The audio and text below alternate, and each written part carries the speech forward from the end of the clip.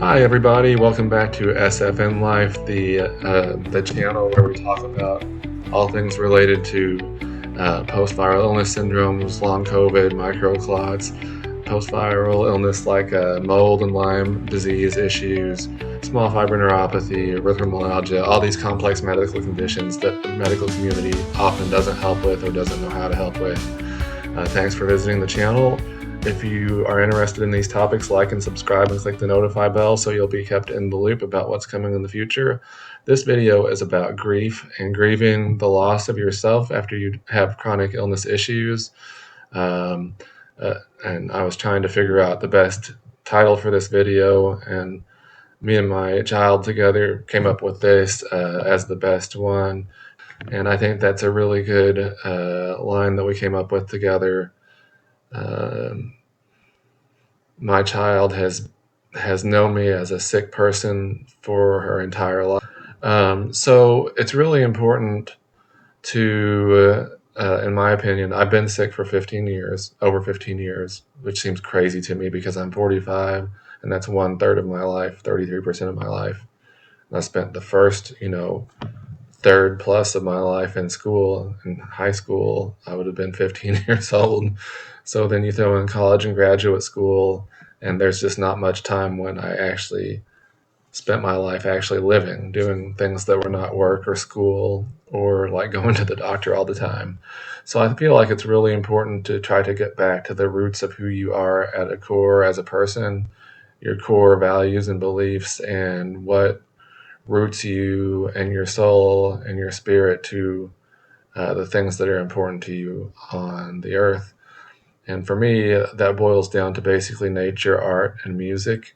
Nature, I feel like, is my sanctuary. So spending any time in nature is ideal for me, but it's very often hard to get out. I happen to be somewhere where I do have this crazy bird outside right now, which would normally drive me crazy, but I'm enjoying being driven crazy by the crazy bird because I don't get to experience things like that often anymore.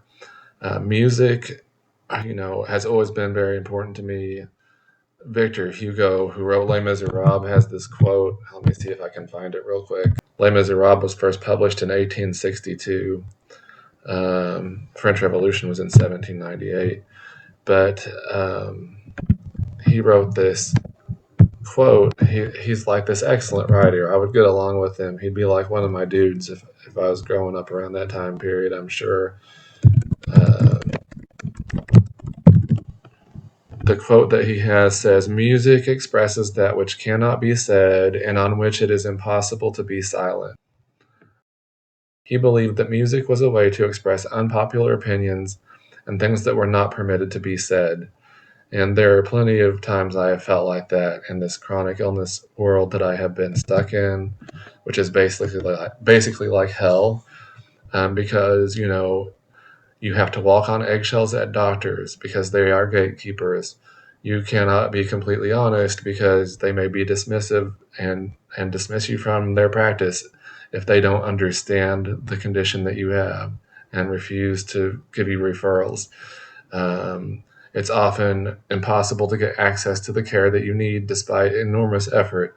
I've been going through that for so many years right now, and I'm actually getting ready to file hopefully a federal lawsuit against several state and federal agencies that have been directly involved with harming my health. So stay tuned for that. But back to the grieving part,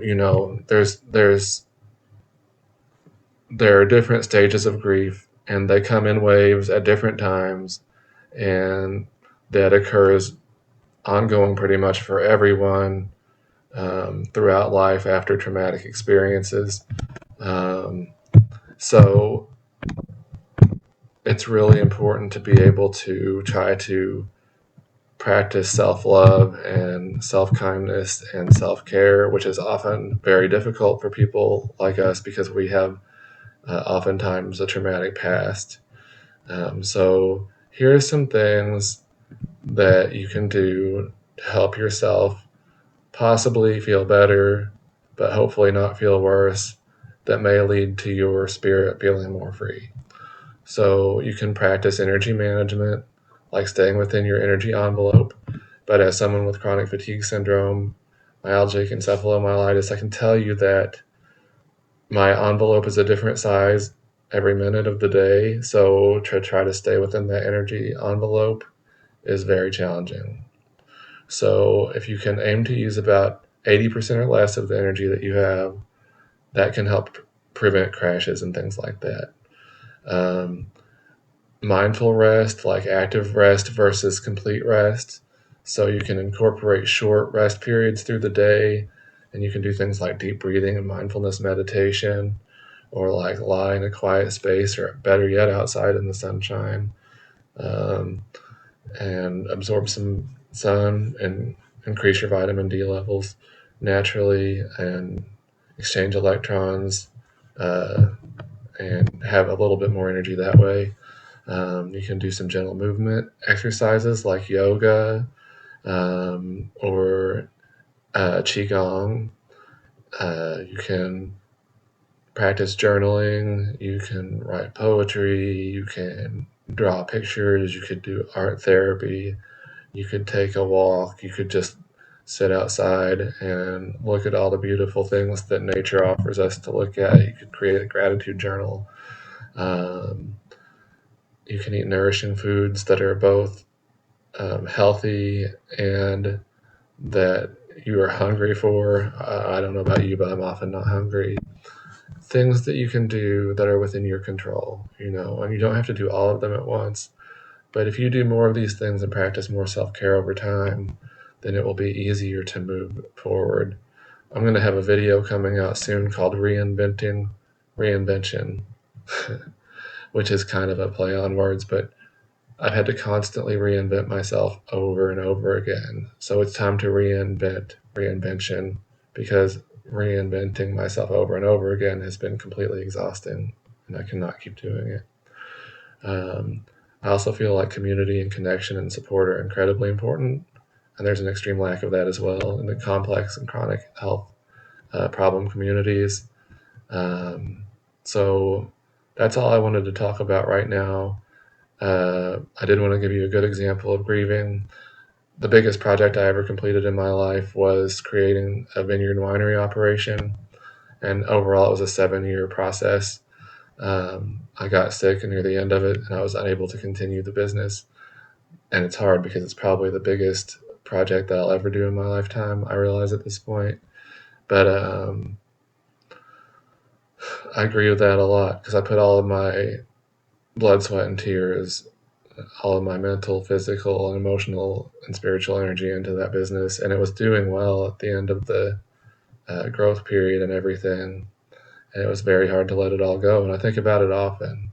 And October the 16th marks the day that we originally opened our doors, and today is October the 18th, so it's very close to the anniversary of when we opened our doors many years ago. And just something that I have to deal with, that I think about often.